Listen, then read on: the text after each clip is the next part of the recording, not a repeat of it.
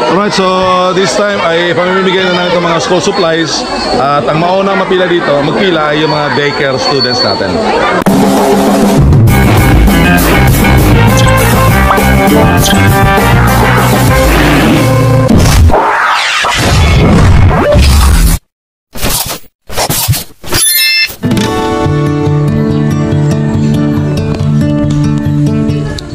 Good morning mga katoto. So ito na yung hinihintay naming araw na kung saan ang Team Viajeros ay pupunta na doon sa bayan-bayanan ng mga Aita at ipamamahagi na namin itong aming mga school supplies. At hindi lang school supplies, kasama na rin yung mga used clothing. So ito po yung mga dadali natin doon. So ito yung mga school supplies from daycare hanggang grade 6 po ito. Lahat pong estudyante bibigyan natin. Ayan. And then si Kapitana. Ito yung ating magigiting ng mga barangay tanod. Ayan. So kahit pa paano po, may ibigay din tayo konting pagkain sa kanila. So at the same time, mayroon din tayong mga pimimigay sa kanila ng mga damit. So ito yung mga damit na pimimigay natin. So andito tayo ngayon sa bahay nila ni Kuya Bitoy. Yan si Kuya Bitoy. At itong isa naman, si Dan. Yan. Alright, so maya-maya hinintay ko lang yung mga kasamahan natin. Nasa Bulacan pa sila. Actually, 3 grupo itong parating. At yung dalawa ay naka-motor sila. At yung isang grupo ay naka-sasakyan. So most probably mga close to 8:30 andito na sila. So, right mga katoto, andito na yung sasakyan ng barangay at umpisahan na natin itong ikarga doon sa sasakyan.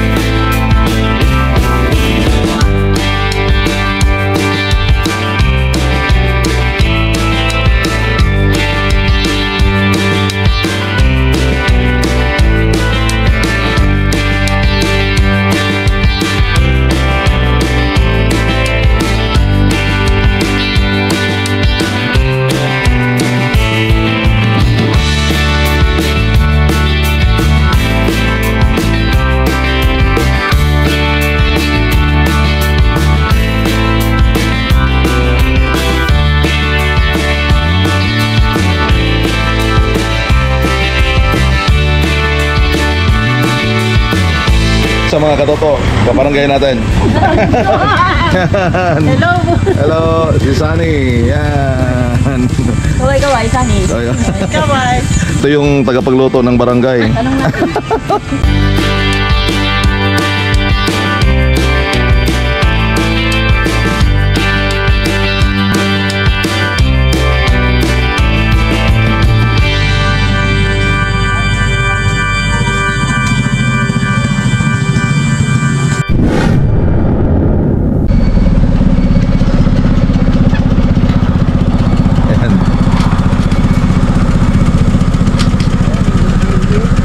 Jimerson.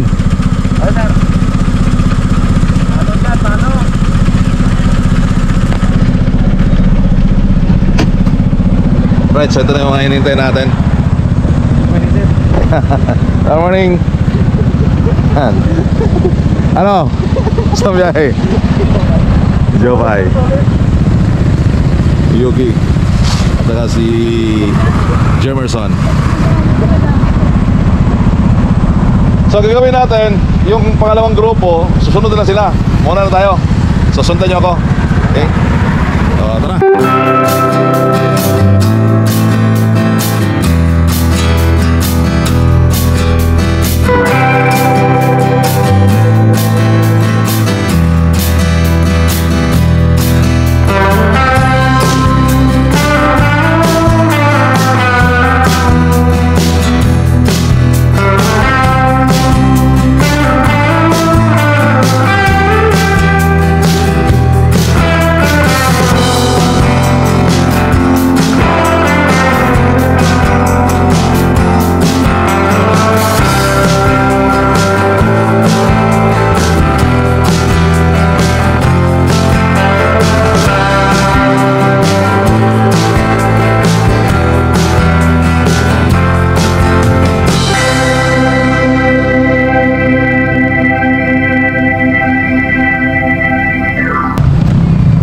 so mga katoto, kompleto na ang grupo. Andito na, dumating na yung second batch. Kamusta ang biyahe?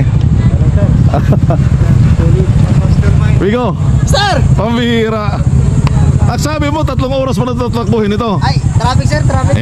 Di nga. Ay, ano naman sir tayo? Tatlong oras na sir, pahinga namin. Kamusta? Wala pang tulog yan ha? Tama sir. Okay. Okay. So tamang-tama yung schedule natin. 10 o'clock ang time natin. Meron pa tayong... Ha? Sakto na ba? Right. Nalibre pa sir si JB sa McDo? Pag-ulit mo. Nalibre sir si JB sa McDo. Ay, bawal magsinungaling. Totoo yun? Hindi, sir. Joke niya lang. Right, so start tayo. Welcome. Right, mga katoto, andito na tayo sa area ng mga AITA. So itong school na ito, dito namin gaganapin yung pagbibigay ng mga school supplies. At the same time, yung mga used clothing natin. At ngayon, papasok na tayo sa school. At ito yung sumalubong sa atin. Morning! Morning! Good morning! Good morning! Hello! Good morning! Yan. Ito po yung mga estudyante ng mga AITA talaga natin ito? Alright. So, ayan, mga estudyante ito lahat. Ito. Ayan.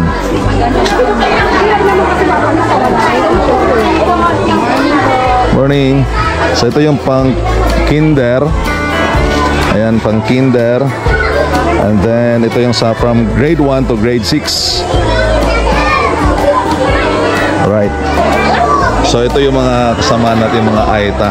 Yan. Talagang lihitin mong AITA yan. Yan. Yan, oh. Mga lihitin mong AITA talaga, no. Hindi may tago, no. Hindi may koble. Jupay! Halika, ipakilala kita sa mga AITA. Ayan, no. Ayan, ayan. Lihitin mong mga AITA yan.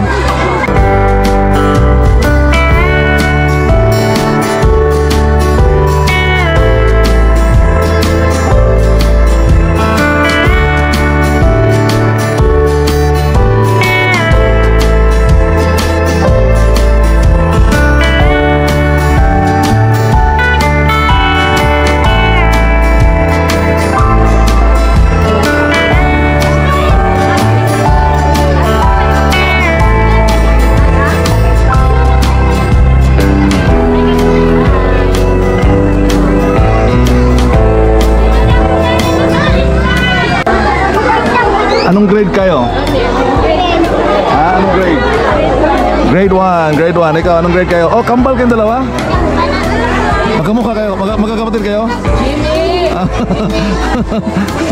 Ito po yung kuya. Anong grade kayo?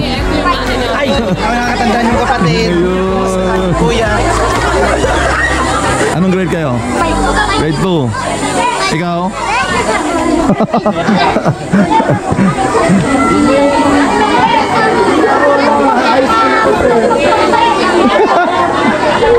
Ito, may isang AITA, kausapin natin. Anong grade ka? Ano sa grade 10?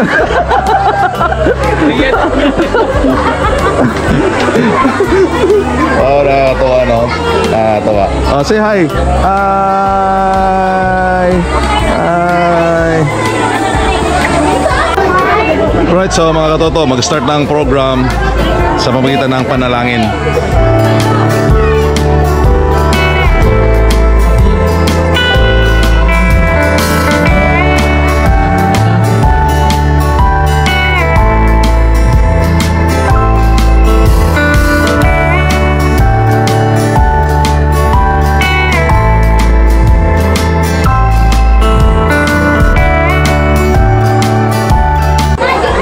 Ang next na gagawin nila, sasayawin nila yung unity dance ng Bataan.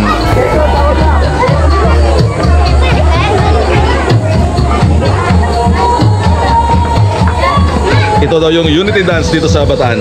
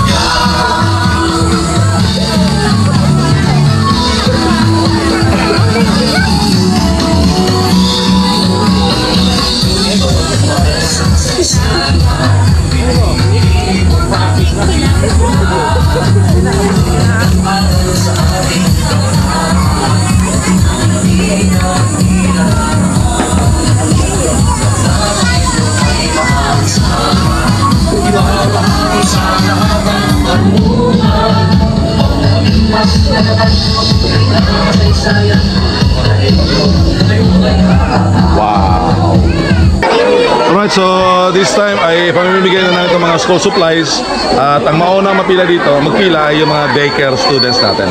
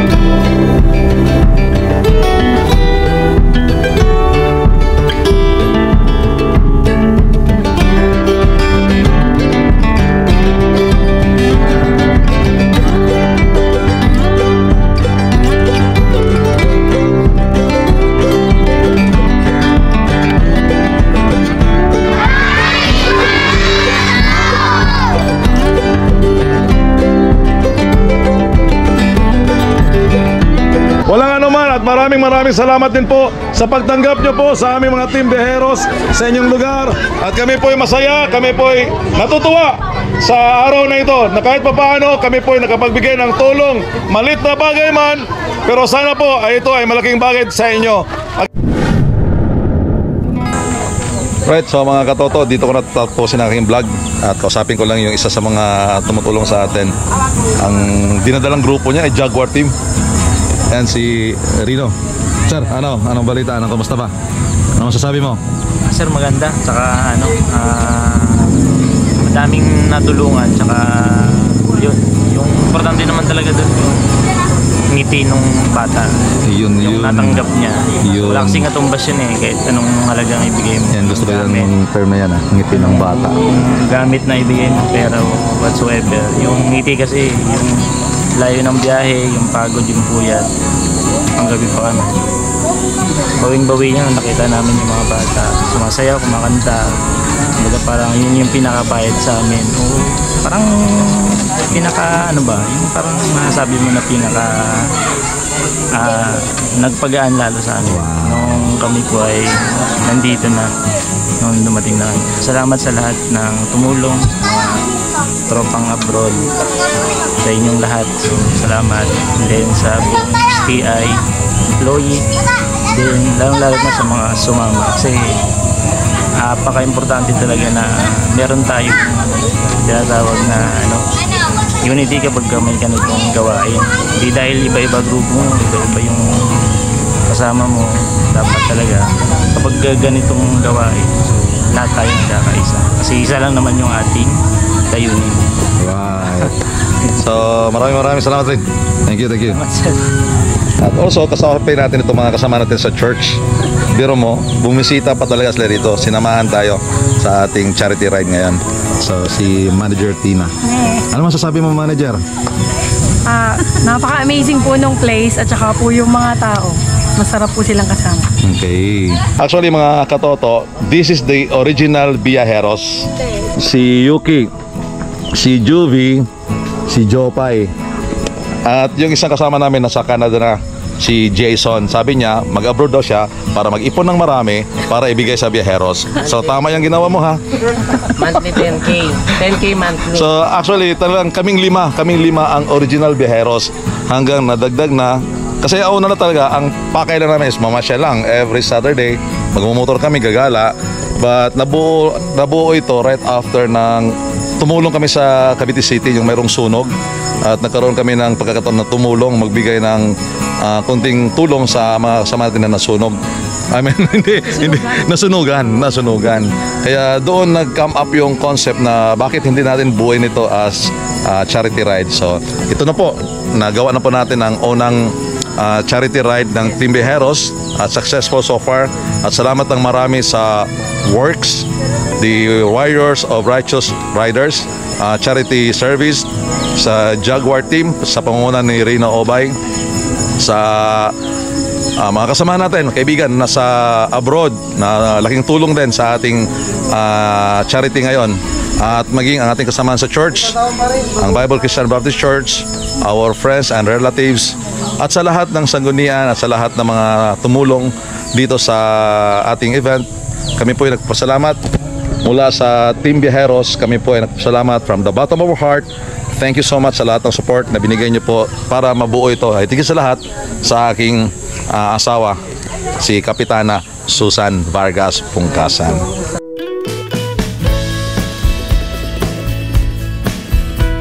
Ano masasabi mo? Saya sir, kasi nakapunta ng Aita community, nakatulong din.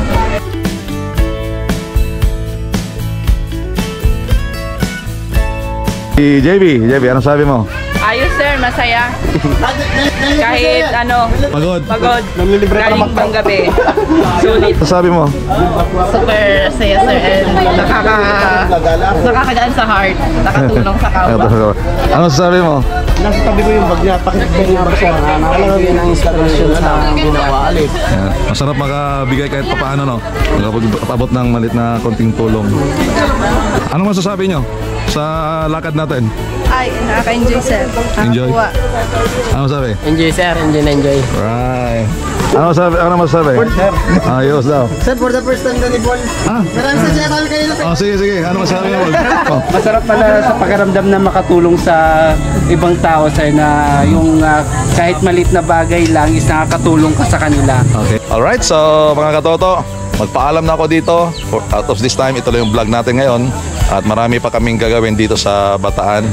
And for the meantime, hanggang dito na lang ang ating pamimigay dito sa bayan-bayanan ng Aita. Alright?